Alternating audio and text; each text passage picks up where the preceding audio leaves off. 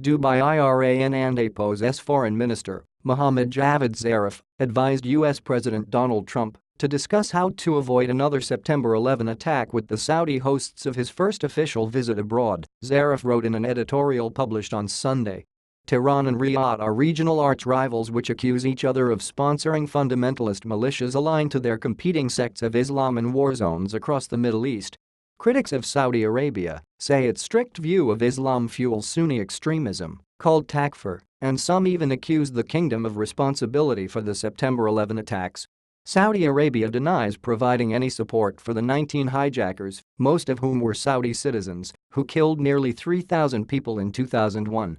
And Trump must enter into dialogue with them about ways to prevent terrorists and takfirs from continuing to fuel the fire in the region and repeating the likes of the September 11 incident by their sponsors in Western countries. Zarif wrote for the website of the London-based Al Arabi Al Jadid news network.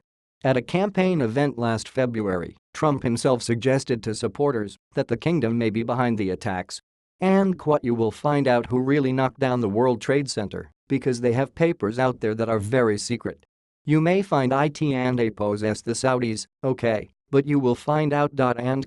But since his election, Trump has put an end to his sharp commentary in public and on his Twitter account about the key U.S. ally and the world and APO's top oil exporter.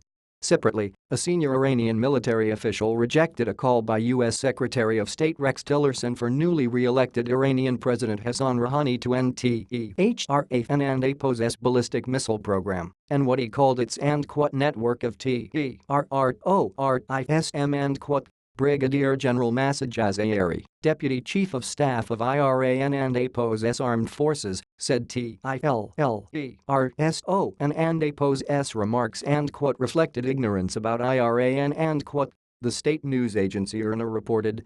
Iran and APO's defense policies and aims follow a set trend that cannot be affected by any element Jazayeri said.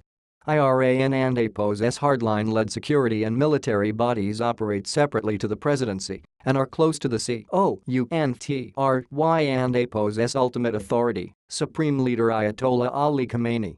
Speaking at a news conference in Riyadh on Saturday, Tillerson also said, I'm not going to comment on my expectation. But we hope that, if Rouhani wanted to change Iran's relationship with the rest of the world, those are the things that he could do. On the second day of his visit to Riyadh, the president is set to deliver an appeal to leaders from across the Arab and Muslim world to unite against the common threat posed by Islamist militants.